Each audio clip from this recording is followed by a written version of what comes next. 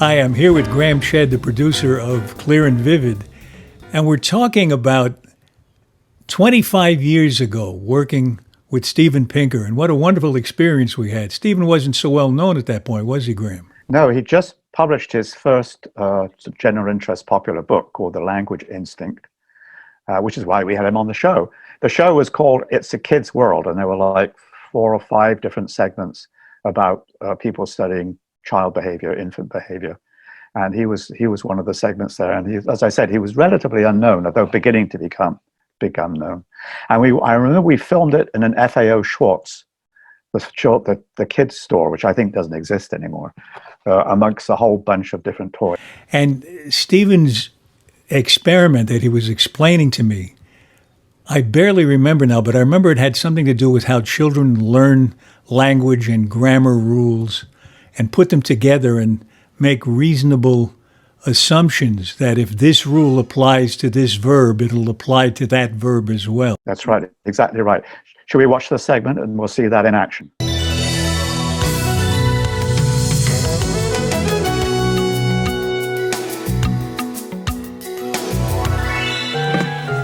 you know what this thing's called? It's called a wug. 3-year-old Peter is learning a new word. So, for that matter, am I. I've got another one. What is this Our called? teacher is Steven Pinker, a psychologist who believes children have an instinct for language. I've got 2. That's right. Good. It's kids' astonishing ability to soak up language that's led Pinker to conclude we must be born with its building blocks already in our heads. It's called a toma. Can you say toma? No. No? That's a hard one? Can you say toe? Toe. Can you say ma? Ma. Can you say toma? Toma. Oh, you can say it. I knew you could say it. Pinker and his colleagues at MIT have taught nonsense words to hundreds of kids to see if they'll apply the same rules of grammar to made-up words as they do to real ones. And if that's a toma, I have 2. Tomas. That's exactly what I've got. Human language is very, very special. It's not like most of the mechanical language devices that we have, such as our... Let's try another one. Our friend over here. Now, he's got programmed into him a few dozen canned sentences, and he just blurts them out verbatim.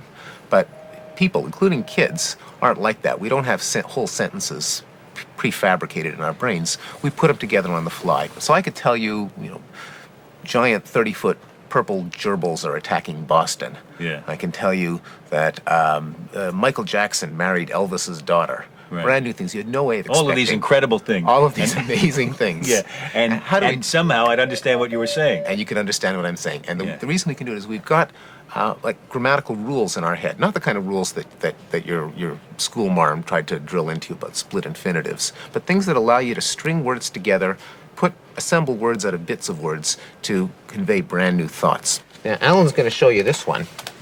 The wugs and tomas show how quickly kids pick up the rule for making plurals. You know that guy? Cookie Monster. Okay, now we're going to teach you how to chan. Okay, here's how you chan. Kids also quickly learn grammatical rules for verbs. Listen for Erin's past tense of to chan. What did I just do? Chan. Cookie Monster. Simply from listening to the conversations going on around her. That's how you pell. Okay, now I want you to pell. Erin has learned how to make the past tense of verbs by applying another rule of English, add an ED. Do you like doing that? What did you just do? I pelled Big Bird. You did. If you asked a kid what they're doing, they couldn't tell you this, but it's sort of what's going on in the background of their mind.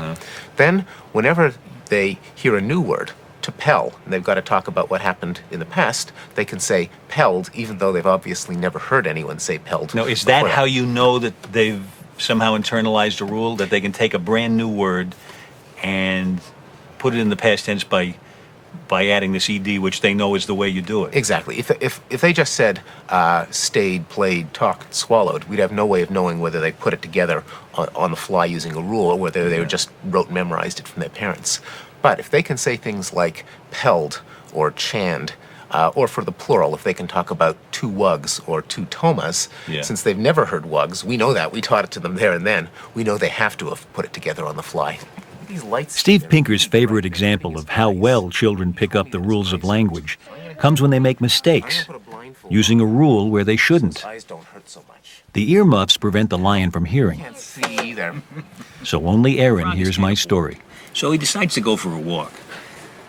He walks outside, and he finds a pad and a pencil in the street. So he picks up the pencil, and he decides to draw a picture of a car. And he walks over to Elmo's house, and he gives the picture to Elmo. And Elmo says, "Great! I love pictures. I'm going to give this to a friend of mine." So he walks over to Alan's house, and he sticks the picture on Alan's head. That's the story. Telling the lion the story requires putting it in the past tense.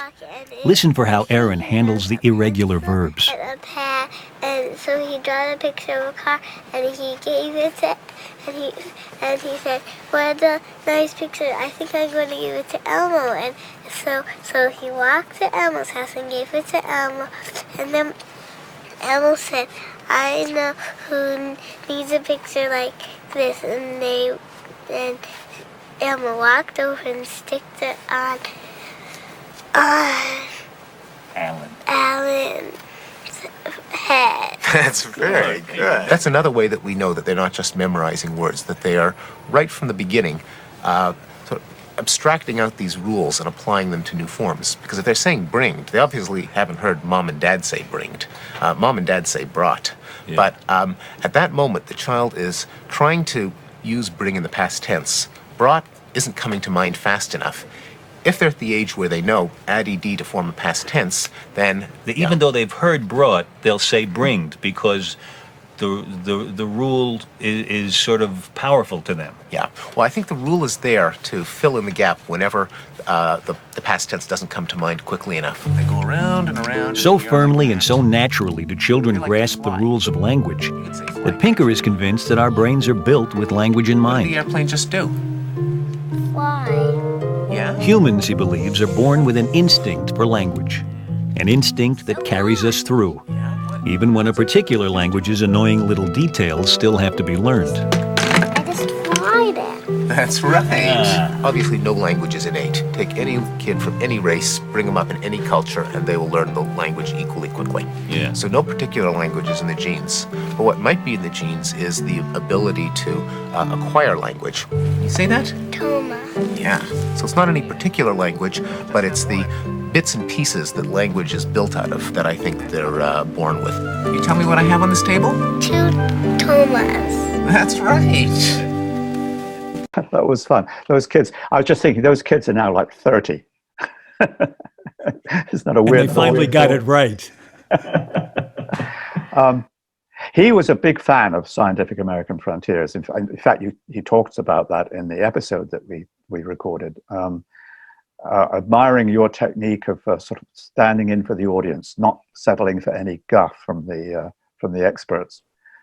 Well, he was kind to say he admired what I was doing because I remember very clearly the look on his face where his face just fell when I made a mistake in how I was working with the kid. I practically gave the whole thing away to the kid. You're supposed to let the kid be, naive and responding unprompted, and I did something that prompted the kid to run, and his face just fell. But we got around it. We were able to do it anyway. As I said, he's a big fan of yours, and he got in touch with me 2 or 3 months ago to say that he uses a lot of the psychology segments we did, not just in that show, but in all of the shows, in his class. He regularly teaches with those pieces, even though some of them are now 20 years old. And his tape that he was using was worn out, so I sent him some new, revived versions of them all.